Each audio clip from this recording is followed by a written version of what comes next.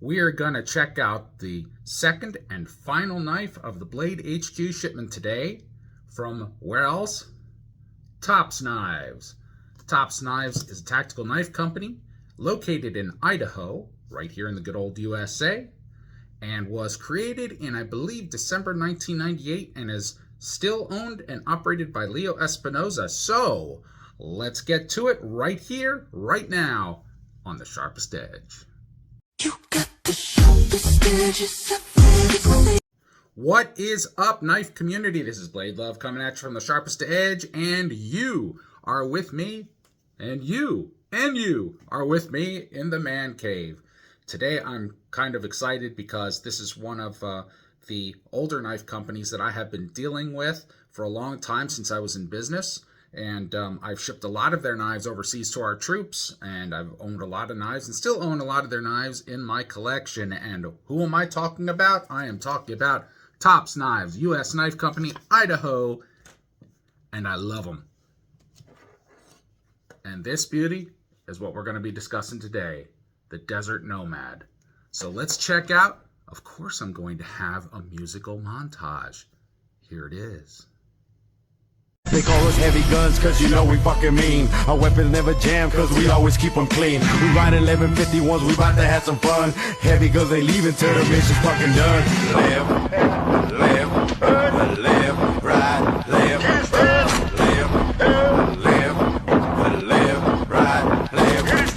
So sound the damn bell cause it's fucking round two. We slaying Talibans till they turn black and blue. The info wasn't cutting so I grabbed the M2. I wrecked that bitch twice and let it do what it do. Immediate suppression with high velocity. HEDP rounds headed straight to the enemy. Listen to the flows that I spit them freely. Straight from the dome, freestyle kings. Live, ride, live. And don't think I forgot about my specs, people. So here are the specs right now.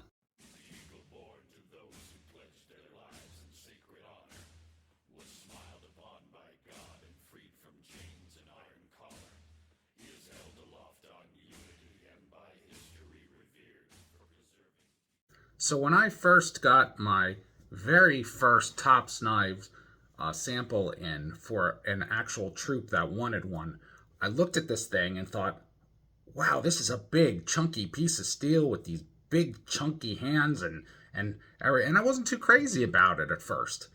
And I really didn't think about the usage, and the troops that purchased them put them to the test for real.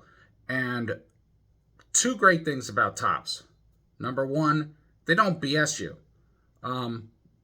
Their knives are just made with the steel, the materials. What it says is what it is. Second, they don't bullshit about warranty. I mean, if there's a problem for the troops, I had one blade snap and they didn't even have me send the freaking thing back. They just sent me a new one. I mean, I can't argue with that. I mean, that's the kind of company that we need. And definitely they have become more refined in their knife making skills, and especially the one that I have had my eyes on it a long time, and it finally came in at a price that I was willing to pay at Blade HQ. Thank you, Blade HQ, by the way. The Desert Nomad. And this thing is just, to me, it is just a beast. And there she is. It's a nice hunk of 440C stainless G10 handles, you know, and before anybody says, oh, 440C, I don't think the enemy's really going to be particular on the knife they get killed with, are they? You know, how dare you stab me with anything less than Magna Cut 390? No, that's not going to happen, okay? And this is easy to maintain, easy to sharpen, easy for the field. And that's exactly what troops need. And at least I can tell you, every Marine is taught to take care of his equipment, his or her equipment, excuse me, and keep it well maintained because it is the lifeline to you in the field. So when anybody says, oh man, that knife rusted probably because you failed to take care of it, or you broke it because you pried with it, and you don't pry with all kinds of knives. There are certain knives that you are able to pry with because they're built with, and others you do not. This is a beautiful combat knife. It is a gorgeous example of what I love in a blade. And this leather sheath, I am very happy. It is super thick, super quality. And one thing I still don't get, and I don't get it, but I'm gonna try it. Ow. Yeah. Don't understand that the thing with Tops whistles. That must be like the survival thing, or maybe it's just the advertisement where you can get their information from. But I think I would probably hand this to the enemy so that they can blow a whistle to surrender. That's about it. That's probably what it's for then. Who knows? But the sheath is gorgeous. But I have really wanted one of these Desert Nomads for a long time. And I didn't see them online for a while until I was just perusing Blade HQ and a couple other sites. And they just happened to have it at the right price point for me. And I love this blade because it just slightly overfills my hand, the foregrip. It's got a beautiful, distinctive choll there. It's got a really nice blade profile. It fills my hand just enough for that perfect grip. Forward, comfortable backhand. And it has a lanyard hole right there for a lanyard I'm inevitably going to put into it. I like the design. I like the feel. The hilt is very sturdy, nice and thick. It just really has a lot of beautiful features and lines. Tops knives really impressed me from day one. And believe me, when I saw that first knife, they had a lot of impressing to do. But I'll tell you what, their knives coming out are just phenomenally gorgeous. And they are still really high requested in the special ops community. And people are thinking, no, why would they request a 440C? See, special operations and military troops, they don't care the steel necessarily. There are three types of troops. Okay, there's the one that really loves the pristine steels and everything like that, and the chances of that knife possibly getting used are like 0 to 1. Then there are the operations troops that, just go out there. They don't give a darn about their gear. They just, if it's issued, they get it and they use it and whatever. Then there's the third type that purchases their own knives, own gears. And I had a lot of customers that did that. And one of their top chosen knives was Tops knives. And honestly, I scratched my head because I was like, I have like really nice Bokers. I have Bucks. I have, a whole bunch of other types of knives. I had some Randalls. I had Chris Reeve. I had a whole bunch of high-end knives, mid-range knives, and some low-end knives. And most of the troops that came by just knew about Tops. And I love their knives. I know I say that about like every knife that I review on this channel, but Tops knives, it's truly interesting, their story. I watch their videos to see the new knives they put out. They actually put questions out to the community about what you'd like to see in a knife, how you would like it designed, what you'd like to have it feel. They actually are in touch with their customer base. And I can see why Tops is still being chosen so many times overseas. I know because one of my family members has requested one of these to be sent overseas. So that'll be taken care of shortly. But yeah, I'm impressed. I've always been impressed with Tops knives, and ever since, I can't say day one, because day one the first knife I saw was, oh my god, what the heck, this thing is big and chunky. But I mean, come on.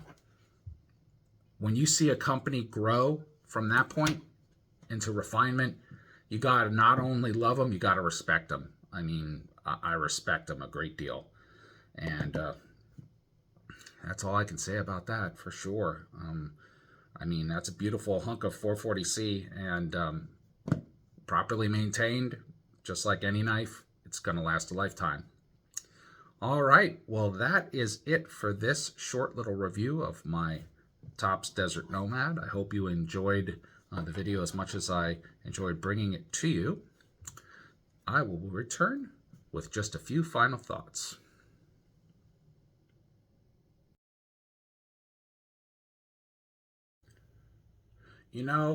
I have come to realize that the average person does not realize the true complexity of knife collecting and purchasing and using. Every type of knife, every type of steel, every selection of material has to be well thought out for each end user. There are people that require a knife with M390 steel for their usage.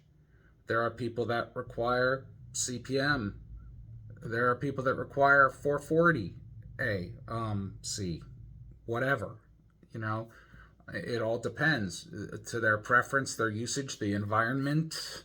There are so many different factors for all of us, because some knives, if you take to a saltwater environment, well, you know what happens to some steels when saltwater hits it. And then there are other knives that are awesome in a saltwater environment. Some places are more moist than the other, more humidity than another. Some are super dry. Materials can crack and erode easier. It's an amazing array of needs in our community. And the beautiful thing is, I watch some of the forums and the arguments on the forums, and I kind of sit back and laugh, because I think most of these problems could be taken care of by simply maintaining your knife, maintaining your blade, maintaining the edge, maintaining the steel, treating the steel, making sure that your leather sheath or kydex sheath even is well maintained. There's really no excuse for field failure at all, unless it's, of course, a manufacturer flaw, which you can't help. Micro fissures in the blade that led to a crack or a break, pitting that you didn't notice, anything like that, heat treatment errors or whatnot. I mean, there's a whole bunch of list of things that could cause mechanical failure in the field, but there are a whole lot of things that I know that cause, well, let's say the human factor is more of a worry to me than really the mechanical factors as of late. It all depends on what the knife is being used for, how it's being used, and is it being abused. I see a lot of people, how do I re-edge a point that I snapped off? And my first question was, well, how'd you snap off the point? Well, I was prying. I was like, don't pry with your knife! Don't pry with your knife!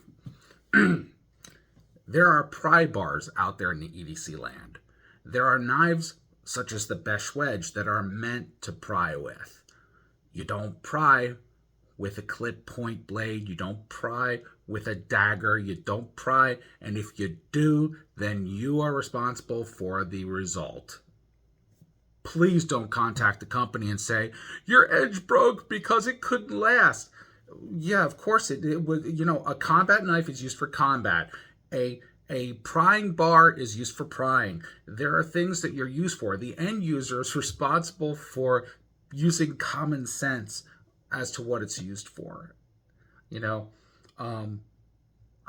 Almost all of my knives, every single one from my childhood up, has lasted me up till now.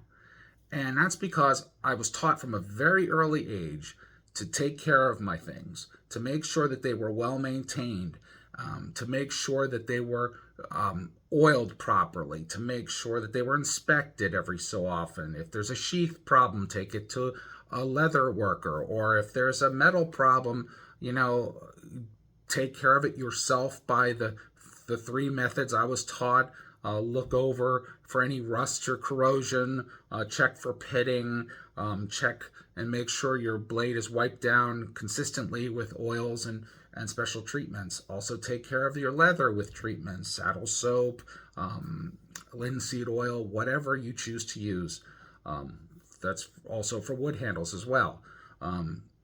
But it's most of the time the end user who will be responsible for making sure that his blade is properly maintained. So, well, that's about it for my final thought.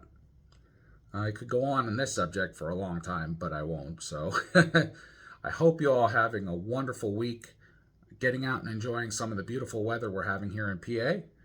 And once again, this has been Blade Love from the Sharpest Edge. Thank you all for joining me in the Man Cave. And most of all, please be good to yourself. But especially as we get closer to November, don't lose any friendships over politics. Be good to one another. Out for now. You got the sharpest edges I've ever seen.